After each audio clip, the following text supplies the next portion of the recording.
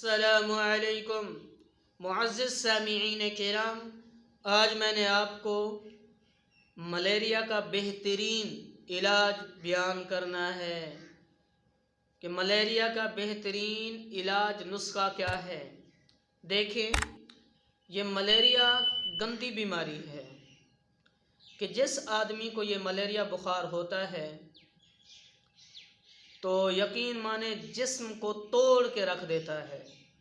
जिस्म के अंग अंग में दर्द शुरू हो जाता है, दर्द होता है, सारा जिस्म दुखता है। और मलेरिया की ख़ास अलामत ये है कि मलेरिया बुखार जब आएगा तो पसीना उसमें ज़्यादा आता है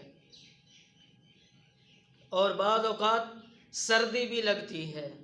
इस बुखार से सर्दी भी लगती है, पसीना भी ज़्यादा आता है, जिस्म में दर्द रहता है, जिस्म के जोड़ ये दर्द करने शुरू हो जाते हैं।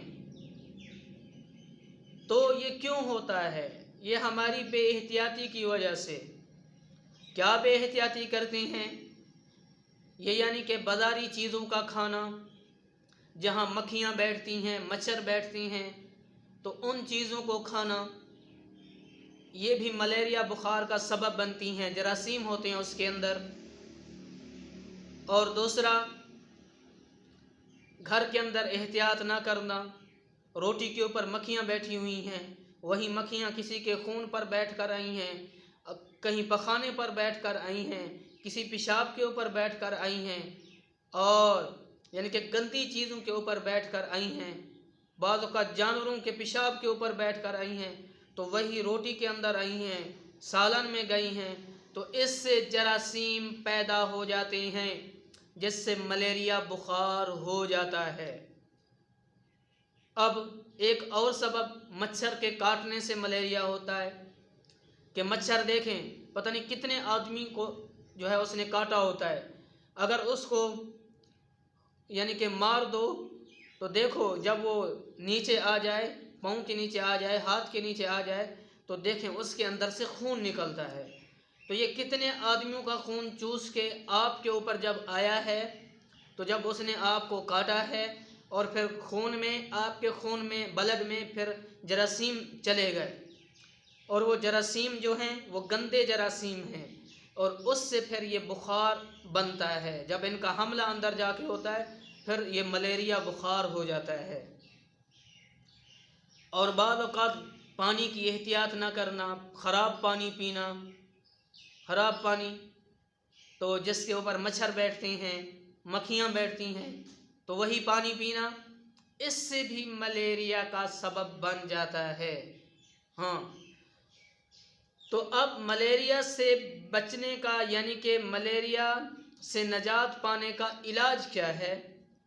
वो ये है कि लीमू को कूट कर 2 हिस्से कर दें।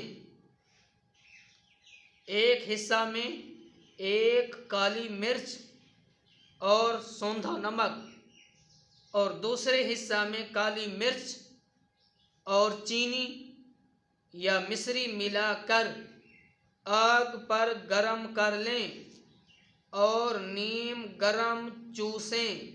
मलेरिया में बेहद मुफीद है, बेहद मुफीद है।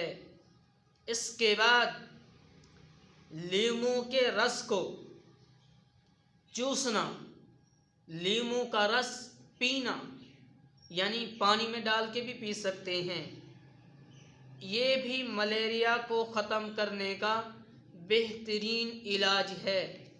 इसके बाद अगर गर्मी है, शदीद गर्मी है, सर्दी में नहीं, ये आप 20 दाने किसके डालने?